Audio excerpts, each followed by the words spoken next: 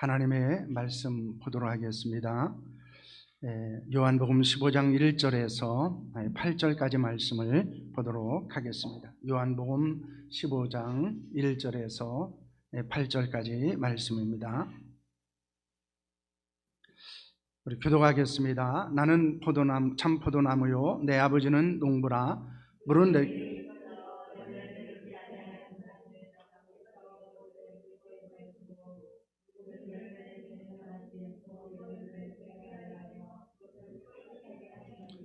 너희는 내가 일러준 말로 이미 깨끗하여졌으니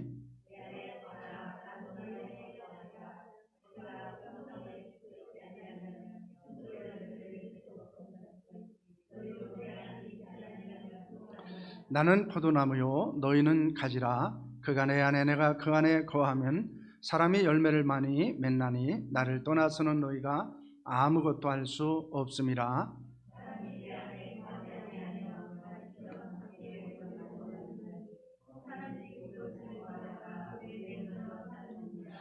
저희가 내 안에 거하고 내 말이 너희 안에 거하면 무엇이든지 원하는 대로 구하라. 그리하면 이루리라. 너희가 열매를 많이 맺으면 내 아버지께서 영광을 받으실 것이요 너희는 내 제자가 되리라. 아멘. 우리가 각 처소에서 하나님을 예배할 뿐만 아니라 또한 이렇게 교회에서 대면 예배로 하나님 앞에 귀한 예물을 드리는, 그리고 예배하는 사랑하는 성도들의 삶 속에 하나님이 주시는 은혜와 복이 넘쳐날 수 있기를 소망합니다. 우리 한번 인사하겠습니다. 환영합니다. 축복합니다. 환영합니다. 축복합니다. 지난 우리가 1년 동안 코로나19로 인해서 우리의 일상생활과 신앙생활이 많이 위축되기도 했고 또한 많이 혼란스럽기도 했습니다. 많은 사람들은 무엇을 하고자 하는 의욕보다는 할 수 없다고 하는 낙심 그리고 절망 가운데 때로는 살아가기도 했습니다. 언제 끝날지 모르는 상황에 대한 두려움과 분노를 갖기도 했고 또한 때로는 체념하기도 하고 또 무감각하게 빠지는 우리의 모습들도 때로는 보이기도 했습니다. 이럴 때 오히려 우리가 생각하고 결단해야 될 것은 이제 믿음 안에서 적극적인 신앙과 일상의 삶을 사는 데 있다라고 하는 것입니다. 언제까지 주저앉아 있거나 혼란스러워하거나 때로는 낙심하고 있지 않아야 된다는 것을 우리에게 말씀하고 있는 것입니다. 그래서 2020년 표를 주여 나를 보내소서라고 정했습니다. 매우 불안하고 힘든 상황과 환경 가운데서 주저앉아 있지 않고 일어나서 헌신할 수 있는 우리, 그리고 우리 교회가 될 수 있기를 소망합니다. 그러기 위해서는 어떻게 해야 된다고 말씀을 나눴습니까? 하나님의 교회에서 예배하고 기도하며 하나님의 임재와 영광을 경험해야 한다는 것입니다. 타락한 세상에서 내가 죄인임을 깨닫고 그리고 회개하고 고백하는 자가 되어야 합니다. 그런 세상을 바라보시면서 때로는 탄식하시는 아버지 하나님의 안타까운 마음을 이해해야 한다라는 것입니다. 그래서 우리도 이사야처럼 주여 나를 보내소서라고 결단하고 고백할 수 있기를 소망합니다. 그러면 하나님의 역사하심을 우리가 경험하게 될 것입니다. 하나님께서 우리 교회를 통해서 위대한 일을 행할 것을 여러분이 경험하게 될 것입니다. 그 거룩한 기대와 소망을 갖고 이제 2021년을 믿음으로 도전하고 또 어려움을 극복하고 또 하나님에게 귀하게 쓰임 받을 수 있는 우리 모든 성도들이 될 수 있기를 원합니다. 그 야베스의 기도라고 하는 것은 이제 브루스 윌킨스가 지은 책입니다. 그 야베스의 기도를 지었던 이 윌킨스가 본문의 말씀을 가지고 지은 책이 있습니다. 그것이 이제 포도나무의 비밀이라고 하는 책입니다. 그것은 풍성한 삶을 위한 영적 도약에 관한 것입니다. 그는 평범한 삶을 벗어나서 영향력 있는 삶으로 우리가 바뀌어야 된다라고 말합니다. 그러면서 하나님을 위해서 최대한 영향을 미치는 기쁨을 경험하고 싶은가? 라고는 질문을 합니다. 그러면서 그런 삶을 원한다면 이제 본문에 남아있는 요한복음 15장의 이 포도나무의 비유, 그 비유 가운데 나타난 영적 비밀을 깨달아야 된다라고 말하고 있습니다. 우리도 예수께서 하신 포도나무의 비유를 통해서 이제 풍성한 그리스도인의 생활에 대한 교훈들을 나누려고 합니다. 몇 번에 걸쳐서 이 요한복음 15장의 말씀을 우리는 예수께서 원하시는 제자의 생활, 그리스도인의 생활이 어떤 것인가 라고는 관점에서 말씀을 나누려고 합니다. 그래서 우리가 이 15장 말씀을 쭉 묵상을 하고 함께 나누면서 그리스도의 생활은 어떠해야 되는가, 그리고 그 그리스도의 생활 가운데서 하나님이 받으시는 영광은 어떤 것인가, 그리고 우리는 어떤 열매들을 맺으며 살아가야 되는가 라고 하는 것을 함께 생각했으면 합니다. 성경에는 이 포도나무에 대한 이야기들이 굉장히 많이 나와 있습니다. 노아는 홍수가 그친 후에 방주에서 나와서 지은 농사가 포도나무 농사였습니다. 포도주에 취해서 하체를 드러내기도 했습니다. 예수님 당시에도 포도나무는 흔히 볼 수 있는 것이었습니다. 예수님께서 천이적을 행하신 것도 무엇입니까? 물로 포도주를 만드신 것이었습니다. 현재도 많은 사람들이 이스라엘에서는 포도 농사를 짓고 있습니다. 특히 하나님은 이스라엘을 가리켜서 포도나무다 이렇게 비유로 말씀하신 것을 보게 됩니다. 하지만 종종 열매를 맺지 않을 뿐만 아니라 또한 좋지 않은 열매를 맺음으로 하나님께로부터 책망을 받기도 했습니다. 우리가 그 포도나무 비유가 우리에게 주는 교훈이 어떤 것인가 라는 것이 오늘 우리가 먼저 살펴볼 말씀입니다. 그렇다면 예수께서 하신 포도나무의 비유는 무엇입니까? 1절 말씀을 보시길 바랍니다. 함께 합니다. 나는 참 포도나무요 내 아버지는 농부라. 예수님은 자신을 포도나무고 아버지 하나님은 농부라고 말씀합니다. 또한 제자들을 가리켜서 포도나무 가지라고 말하고 있습니다. 농부가 있어야 포도나무가 존재할 수 있습니다. 포도나무가 있어야 가지의 열매를 맺게 된다는 것입니다. 그러므로 농부와 포도나무와 가지는 생명적이고 유기적인 관계를 가지고 있는 것입니다. 이 관계를 가리켜서 영적인 의미에서 그리스도와의 신비한 연합이다 이렇게 이야기합니다. 그래서 오늘 이 포도나무의 핵심적인 내용은 무엇입니까? 그리스도와의 신비한 연합에 대해서 말씀을 합니다. 그래서 그리스도와의 연합을 통해서 이루어지는 것이 어떤 것들인가, 이것이 오늘 이 포도나무의 비유를 통해서 우리에게 주고 있는 교훈입니다. 그리스도인의 생활의 출발은 어디부터 시작되어집니까? 그리스도와의 연합으로부터 시작되는 것입니다. 본문에서 그리스도와의 연합을 표현하는 구절과 단어들이 있습니다. 여러분 2절 말씀은 뭐라고 말합니까? 물은 내게 붙어 있어 이렇게 말합니다. 4절 말씀 뭐라고 말씀하죠? 내 안에 거하라 나도 너희 안에 거하리라. 5절은 그가 내 안에 내가 그 안에 거하면, 6절은 사람이 내 안에 거하지 아니하면, 7절은 너희가 내 안에 거하고 내 말이 너희 안에 거하면 이렇게 말합니다. 붙어있으라 라고 말하고 있고 거한다라고 하는 단어가 사용되어집니다. 그런데 안에 거한다 라고 하는 것, 때로는 붙어있다 라고 하는 단어는 헬라어로 엔이라는 단어가 사용되어집니다. 이것은 장막을 치고 그 안에 거주한다라는 의미를 갖고 있는 것입니다. 이것이 하나님은 어디 계십니까? 장막 안에 계셨습니다. 성전 안에 계셨다는 것과 같은 의미를 가지고 있는 것입니다. 우리를 가리켜서 뭐라고 말합니까? 하나님의 성전이라고 말합니다. 그러니까 우리 안에 예수 그리스도께서 계심으로 말미암아 우리의 신앙생활은 시작된다는 것입니다. 그리고 우리 안에 예수 그리스도께서 거하신 것을 우리는 영적인 연합, 때로는 신비한 연합이라고 말하고 있는 것입니다. 이 영적인 연합, 즉 그리스도 안에서 일어난 일은 무엇입니까? 그리스도 예수 안에 있을 때 어떤 일이 있습니까? 첫째는 구원입니다. 에베소 1장 7절 말씀입니다. 함께합니다. 우리는 그리스도 안에서 그의 은혜의 풍성함을 따라 그의 피로 말미암아 속량 곧 제사함을 받았느니라는 말씀을 하고 있습니다. 하나님은 그리스도 안에서 하늘에 속한 신령한 복을 우리에게 주셨습니다. 그 복은 어떤 복입니까? 세상에 창조하기 전에 그리스도 안에서 우리를 선택하신 것입니다. 사랑 안에서 하나님 앞에 거룩하고 흠이 없도록 하신 것입니다. 하나님이 기뻐하시는 뜻을 따라서 우리를 예정하시고 예수 그리스도 말미암아 하나님의 아들로 삼으신 것입니다.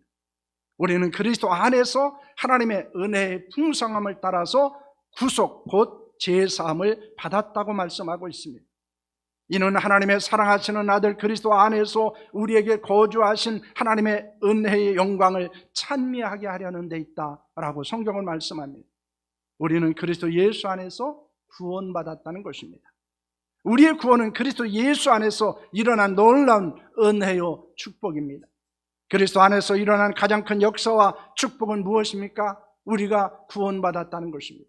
우리가 하나님의 선택과 예정을 잊고 하나님의 자녀가 되어지고 그리고 천국을 유업으로 얻을 자가 되어진 것이 바로 그리스도 안에서 이루어진 놀라운 은혜요 축복인 것입니다. 하나님은 예수 그리스도 외에 구원받을 만한 다른 이름을 주신 일이 없습니다. 우리가 그리스도 안에서 구원받은 것은 하나님의 은혜입니다. 그 은혜를 생각하고 감사하며 그리스도 안에서 살아가는 자들이 되어야 하는 줄로 믿으시기를 바랍니다.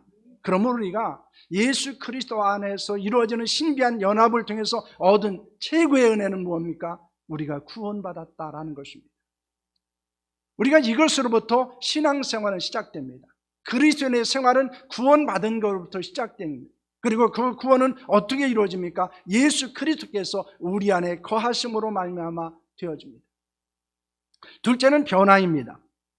그리스도 예수 안에 있는 놀라운 변화는 무엇입니까? 고린도후서 5장 17절 말씀입니다. 함께합니다. 그런즉 누구든지 그리스도 안에 있으면 새로운 피조물이라 이전 것은 지나갔으니 보라 새 것이 되었도다 라는 말씀을 합니다. 그 어떤 사람도 그리스도 예수 안에 있으면 새로운 피조물, 즉 새 사람이 된다는 것입니다. 그래서 이전 것은 지나고 새 것이 되었습니다. 이는 옛사람이 변하여 새 사람이 되었다는 것입니다. 그리스도 밖에 있을 때 옛사람은 어떠했습니까? 에베소 4장 22절에서 24절까지 말씀입니다. 함께합니다. 너희는 육의 욕심을 따라 썩어져가는 구습을 따르는 옛사람을 벗어버리고 오직 너의 심령이 새롭게 되어 하나님을 따라 의와 진리의 거룩함으로 지으심을 받은 새 사람을 입으라 라고는 말씀을 하고 있습니다. 옛사람은 육체의 유혹의 욕심을 따라 살았습니다. 썩어져가는 악한 습관을 따라 살았습니다. 그런데 그리스도 예수 안에서 옛사람이 변하여 새 사람이 되었습니다. 새 사람은 하나님을 따라서 의와 진리와 거룩함으로 지으심을 받은 자라고 말씀합니다. 그래서 이제는 어떻게 살아갑니까? 거짓을 버리고 진실한 말을 합니다. 분을 내기도 하지만은 죄를 짓지 않기 위해서 해가 지도록 분을 품지 않습니다. 도둑질하지 않습니다. 오히려 다른 사람을 구제하기 위해서 손으로 수고합니다. 더러운 말은 입 밖에도 내지 않습니다. 덕을 세우는데 유익한 말, 선한 말, 그리고 은혜를 끼치는 말을 합니다. 하나님의 성령을 근심하게 하지 않습니다. 모든 악독과 노함과 분냉과 떠드는 것과 비방하는 것을 버립니다. 서로 친절하게 하며 불쌍히 여기며 서로 용서합니다. 왜냐하면 그리스도 안에서 새 사람으로 변화되었고 용서받았기 때문입니다. 우리는 그리스도 안에서 새 사람이 되었다는 것을 믿으시기를 바랍니다. 그러므로 우리는 옛사람을 벗어버려야 합니다. 새 사람으로 살아야 됩니다. 옛사람의 생각과 마음과 행동을 버려야 합니다. 이 세상 사람들의 행동이나 습관을 본받지 않아야 합니다. 우리의 심령의 변화를 받아서 세상 사람들과 다른 생각과 마음과 행동을 해야 합니다. 하나님의 선하시고 기뻐하시고 온전하신 뜻이 무엇인지를 날마다 분별하며 살아가는 자들이 되어야 합니다. 우리는 그리스도 안에서 변화되었습니다. 그래서 그리스도 밖에 있었을 때와는 전혀 다른 삶을 살아야 한다는 것입니다. 그래서 우리는 종종 우리 자신을 돌아볼 필요가 있습니다. 내가 그리스도 안에서 옛사람을 벗어버리고 새 사람이 됨으로 말미암아 내가 예전과는 다르게 생각하고 다르게 행동하고 다르게 말하고 있는가, 그리고 다른 마음을 품고 살아가고 있지 않은가 우리 자신을 돌아봐야 합니다. 우리가 그리스도 안에 있으면 새로운 변화를 경험하게 되어지고 그리고 날마다 그 새로운 변화 가운데서 살아간다는 사실을 여러분 믿으시기를 바랍니다. 그렇기 때문에 우리에게 주신 그리스도 안에 있어서, 다시 말하면 예수 그리스도와의 신비한 연합을 통해서 우리에게 주신 두 번째의 축복은 변화입니다. 옛사람이 변하여 새 사람이 되는 것입니다. 그리고 날마다 새 사람으로서 살아가는 데 있다는 것을 여러분 믿으시기를 바랍니다. 셋째는 승리입니다. 우리는 그리스도 예수 안에서 항상 승리할 수 있습니다. 고린도후서 2장 14절 말씀을 보시길 바랍니다. 함께합니다. 항상 우리를 그리스도 안에서 이기게 하시고 우리로 말미암아 각처에서 그리스도를 아는 냄새를 나타나게 하시는 하나님께 감사하노라라는 말씀을 하고 있습니다. 바울은 하나님께서 그리스도 안에서 이기게 하심을 감사합니다. 영적 전쟁에서 승리함으로 모든 장소에서 그리스도를 아는 냄새를 나타나게 하실 수 있게 하신 하나님 앞에 감사하고 있습니다. 바울이 그리스도 안에서 승리한 것은 무엇이었습니까? 고린도후서 2장 10절과 11절 말씀입니다. 함께합니다. 너희가 무슨 일에든지 누구를 용서하면 나도 그리하고 내가 만일 용서한 일이 있으면 용서한 그것을 너희를 위하여 그리스도 앞에서 한 것이니 이는 우리로 사단에게 속지 않게 하려 함이라. 우리는 그 계책을 알지 못하는 바가 아니로다 라고 말씀합니다. 바울은 다른 사람이 용서한 사람을 자신도 용서한다고 말합니다. 그가 용서할 일이 있어서 용서한 것이 있다면 그것은 그리스도 앞에서 한 것이라고 말합니다. 만약 바울이 용서하지 못했다면 영적으로 패한 것입니다. 영적 전쟁에서 패배한 것입니다. 왜냐하면 악한 사단의 계책은 다른 사람을 용서하지 못하게 하는 것이기 때문입니다. 악한 사단은 우리가 속이고 거짓을 행함으로 영적 전쟁에서 패하게 합니다. 다른 사람을 용서하지 못하게 하고 사랑하지 못하게 하는 것입니다. 그러나 우리는 그리스도 안에서 용서할 수 있습니다. 사랑할 수 있습니다. 우리가 그리스도 안에 있을 때 가장 안전합니다. 가장 큰 권세와 능력은 그리스도 안에 있습니다. 그러므로 우리 모두 그리스도 안에서 날마다 승리하는 자로 살아갈 수 있기를 원합니다. 예수님은 제자들 향해서 4절에서 이렇게 말씀합니다. 내 안에 거하라 나도 너희 안에 거하리라 는 말씀을 합니다. 요한복음 14장 20절 말씀입니다. 함께합니다. 그날에 내가 아버지 안에 너희가 내 안에 내가 너희 안에 있는 것을 너희가 알리라 는 말씀하라. 여기서 매우 신비한 영적인 연합에 대해서도 말씀합니다. 예수님의 성령께서 오시는 날에 예수님이 아버지 하나님 안에 제자들이 그리스도 안에 그리스도가 제자들 안에 있을 것을 알게 될 것이다 라고 말합니다. 이는 예수님께서 제자들 안에 있는 것과 제자들이 예수님 안에 있는 신비한 연합을 다시 한번 말씀하고 있는 것입니다. 우리가 예수 그리스도를 구주로 영접하면 그리스도는 우리 안에 들어오셔서 영원히 함께 하십니다. 우리가 그리스도로 사는 것은 우리가 사는 것이 아니고 우리 안에 계신 그리스도께서 사는 것입니다. 그래서 우리는 날마다 우리의 육체를 십자가 밑에 죽여야 합니다. 못 박혀야 합니다. 우리는 혼자가 아닙니다. 그리스도께서 우리 안에 계시며 우리와 영원히 함께 하신다는 것을 믿으시기를 바랍니다.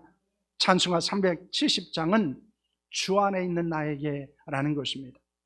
이 찬송의 작사가는 미국 필라델피아 출신의 엘리자 에드먼드 휘 여사입니다. 1887년에 이 불량한 한 소년을 그리스도의 사랑으로 바로잡아 보려고 그에게 복음을 전하며 권면을 했습니다. 그때 갑자기 이 소년이 큰 스레트로 이 휘 여사의 등을 내리치게 됩니다. 그래서 그만 척추가 큰 부상을 입게 되고 6개월 동안 침대에 누워 대소변을 받아내며 생활하는 처지가 되었습니다. 그러면서 심각한 신앙의 도전을 받았습니다. 그래도 내가 복음을 위해서 살았고 그리고 그 영혼을 사랑해서 복음을 전하고 그를 권면했는데 내게 왜 이런 일이 있어야 됩니까? 라고 말하며 절망하고 있었습니다. 신경이 매우 날카로웠을 뿐만 아니라 가해자한 증오가 싹트기 시작했습니다. 그리고 그것을 극복할 수 없게 되었습니다. 하나님에 대해서도 회의감을 갖고 있었습니다. 어느 화창한 봄날 병실 청소부인 흑인 여자가 찬송을 흥얼거리면서 빗자루질을 하고 있었습니다. 그 모습을 본 휘 여사는 화가 났습니다. 그래서 그 청소부를 향해서 이렇게 말했습니다. 청소부 주제에 뭐가 그리 좋아서 흥얼거립니까? 라고 하는 질문을 했습니다. 청소부는 이렇게 말합니다. 나에게 닥친 형편과 처지가 찬송으로 바뀔 수 있는 힘을 주님께서 주셨기에 즐거울 수밖에 없습니다. 라고 고백합니다. 그 소리를 들을 때 시인 여사는 순간적으로 전기에 감전이 된다는 충격을 받았습니다. 이제까지 불평과 증오로 가득 찬 나라를 살았던 것에 대한 부끄러움을 억누르지 못했습니다. 마음으로 깊이 애통하며 눈물을 흘리며 하나님 앞에 눈물을 쏟았습니다. 그리고 주 예수 그리스도 안에 있는 자에게 주시는 하나님의 은혜와 축복과 평안에 대해서 고백하게 됩니다. 그 후에 이 희윈 여사는 그 소년을 용서합니다. 그리고 평생 청소년을 위해서 사역을 하고 그의 생을 마쳤다고 말하고 있습니다. 우리는 하나님의 은혜를 그리스도 안에서 구원을 받고 변화를 경험하고 승리를 얻습니다. 우리가 계속해서 그리스도 안에서 얻은 구원과 변화와 승리를 경험하기 위해서 필요한 것은 무엇입니까? 그리스도 안에서 살아가는 것입니다. 그리스도께서 우리 안에 역사하시도록 하는 것입니다. 우리는 그리스도와 연합을 통해서 그리스도인의 생활을 시작합니다. 그래서 예수 그리스도를 구주로 영접하지 않으신 분이 있다면 예수 그리스도를 구주로 영접하셔야 합니다. 왜냐하면 우리가 예수 그리스도를 구주로 영접할 때 예수께서는 우리 안에 들어오셔서 영원히 우리를 떠나지 아니하시고 우리와 함께 하시기 때문입니다. 그리고 우리 안에서 이 놀라운 연합 가운데서 우리의 그리스도인의 생활이 시작되기 때문입니다. 그러므로 그리스도인의 생활은 예수 그리스도를 구주로 영접하고 그 마음에 그리스도를 모신 자가 시작될 수 있는 것입니다. 뿐만 아니라 우리가 그리스도인으로서 계속해서 생활할 수 있는 것은 어디에 있습니까? 우리가 예수 그리스도 안에 거하는 자로 살아야 한다는 것입니다. 그렇게 해서 우리 안에서 역사하시도록 우리 자신을 내어드리는 자로 살아야 하는 것입니다. 그렇기 때문에 우리는 이것을 명심해야 합니다. 예수 그리스도와의 신비한 연합이 이루어지는 자가 그리스도인이고 그것으로부터 그리스도인 생활이 시작된다는 것입니다. 그리고 우리가 계속해서 그리스도인의 생활로서 풍성한 열매를 맺고 능력 있는 자가 되고 영향력을 끼치는 자가 되고 제자로 살아가고 하나님의 영광을 드러내는 자로 살아가기 위해서는 이 그리스도와의 연합을 잃어버리지 않아야 한다는 것입니다.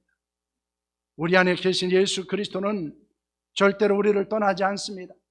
우리가 때로는 힘들고 어렵고 낙심하고 절망할 때 그리고 넘어져 있을 때 예수 그리스도는 우리 안에서 역사하십니다. 우리를 일으켜 세우십니다. 거룩한 삶을 살게 합니다. 영향력 있는 삶을 살게 합니다. 열매를 맺게 합니다. 우리의 기도에 응답을 받게 하십니다. 그래서 우리가 쭉 이제 15장을 말씀을 보면은 우리가 그 속에서 그리스도와의 신비한 연합 가운데서 시작된 그리스도인의 생활이 어떻게 이루어지는가를 보여줍니다. 열매를 맺게 됩니다. 기도 응답을 받습니다. 사랑할 수 있게 됩니다. 하나님의 영광을 위해서 살아갈 수 있습니다. 이것은 모두 다 그리스도와의 신비한 연합 가운데 이루어지는 축복입니다. 여러분, 그러므로 이제 오늘부터 시작되는 이 말씀을 여러분들이 함께 묵상하면서 이 그리스도와의 신비한 연합 가운데서 그리고 거룩한 연합을 통해서 온전한 그리스도인 되고 온전한 그리스도인의 생활을 더욱더 충만하게 감당하는 자들이 될 수 있기를 축원합니다.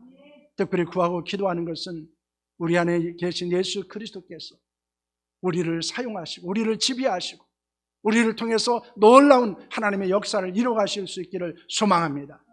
그래서 예수 그리스도와의 신비한 연합이 그리스도인의 출발이고 그리고 그 출발을 하고 우리가 계속해서 그리스도인의 생활을 지속할 수 있는 것도 그리스도와의 연합에 있고 그리고 거룩한 열매를 맺는 것도 그리스도와의 연합에 있다는 사실을 여러분 기억하시면서 하나님, 우리가 그리스도와의 이 신령한 연합, 이 거룩한 연합, 신비한 연합 가운데서 하나님의 역사가 나타나기 위해서 기도하고 또 여러분을 하나님께서 마음껏 사용하시고 우리 교회를 마음껏 사용하실 수 있도록 맡기는 거룩한 삶이 우리 가운데 있기를 축복합니다. 기도하겠습니다.